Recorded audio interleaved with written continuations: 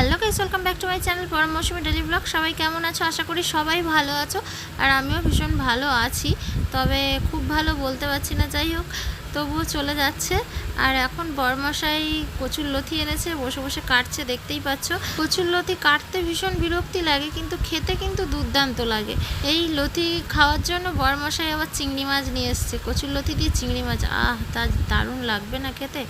আর বাবা এসছে, মানে আমার শ্বশুরমশাই এসছে, পরমের সঙ্গে এখন বসে বসে ক্লাম খেলছে।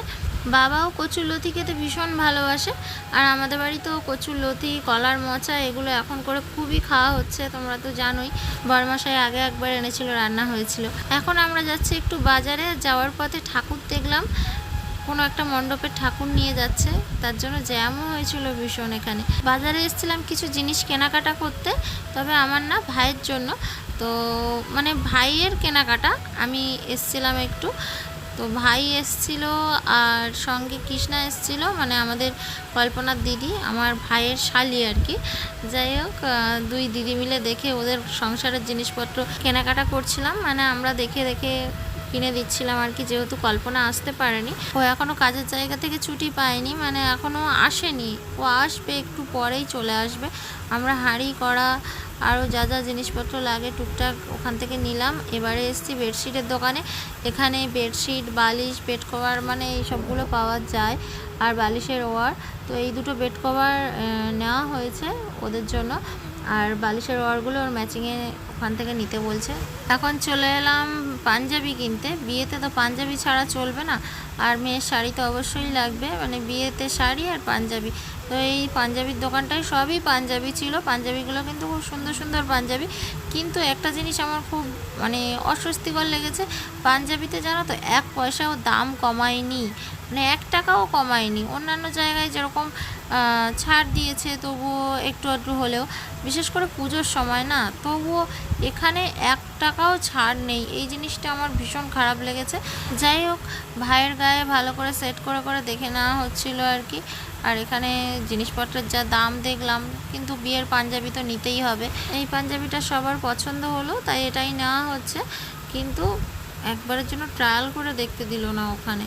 এখন চলে এলাম শাড়ির দোকানে, কল্পনার জন্য শাড়ি নিতে। তো শাড়ি বলতে বিয়েতে পরবে, তো সেরকম একটা শাড়ি পছন্দ হচ্ছিল না, আর ও চাইছিল যে বেশি একটা গর্জেস হবে না, একটু হালকার উপরে হবে, আর একটু কাজ কম হবে, এরকম টাইপের, কিন্তু সেরকম পাওয়া গেল না। এই ময়ূরকণ্ঠী শাড়িটা বেশ ভালো লেগেছিলো, আর এই শাড়ির যে কটা কালার ছিল, সে কটা কালারও বেশ ভালো ছিল। আর খুব বেশি রেঞ্জে নেওয়া হবে না, এমনি নর্মাল কম রেঞ্জের মধ্যে। তো যে কালারগুলো দেখাচ্ছে ওগুলো ঠিকঠাক পছন্দ হলো না। ময়ূরকণ্ঠী কালারটা কি বলো তো, রিসেপশানের জন্য ঠিক ছিল, কিন্তু বিয়েতে পরবে তো, তবুও কি ওইটাই পছন্দ হলো, তাই ওইটাই নেওয়া হবে ভাবলাম। তবুও 2-1টা শাড়ি দেখে নিচ্ছি, 1-1টা কালার, কিন্তু এই যে কালারটাও ঠিকঠাক পছন্দ হলো না, বিশেষ করে ভিতরের কালারটা। যাই হোক, তারপরে আমরা ওই শাড়িটাই নিয়ে নিলাম, ময়ূরকণ্ঠী শাড়িটা খুব সুন্দর লাগছিল। তাই আজকের মতো কেনাকাটা মোটামুটি হলো, আবারও আসতে হবে কালকের। এখনও অনেক কেনাকাটা, অনেক কিছু বাকি আছে, ভাইয়ের বিয়ে বলে কথা, তো আমাকেই দায়িত্ব নিয়ে করতে হবে, আর ওদিকে তো ওদেরও দায়িত্ব রয়েছে। আর দিনও বেশি একটা বাকি নেই, অল্প দিন। গরমটাও ভীষণ পড়েছে, আর মার্কেট আজকের দেখো সব বন্ধ হয়ে গেছে, না হলে হয়তো আজকের আরও কেনাকাটা করা হতো।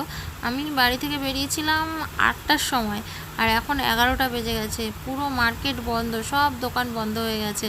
আরও অনেক কিছু নেওয়া হয়েছে, যেরকম পরমের জামা নিয়েছিল ওরা, আর পরমের জামাটা ওর মামার বিয়ে বলে কথা, মামা মামি দুজনে মিলে দিল। আর ওদিকে কৃষ্ণার মেয়ের জন্য একটা জামা নেওয়া হয়েছে, তো ওই জামাটাও খুব সুন্দর। তো যাই হোক গাইস, আজকের ভিডিওটা এই পর্যন্ত। আমি বাড়ি যেতে থাকি। কোলের উপরে তো আমার প্রচুর জিনিসপত্র রয়েছে, আর খানিকটা ভাইয়ের সাইকেলে রয়েছে। ভাই অত জিনিস নিয়ে সাইকেলে যেতে পারবে না, তাই আমি টোটোতে উঠেছি। যাই হোক, বাড়ি যাই, আবারও দেখা হচ্ছে পরের ভিডিওতে। আজকের মতো গুড নাইট।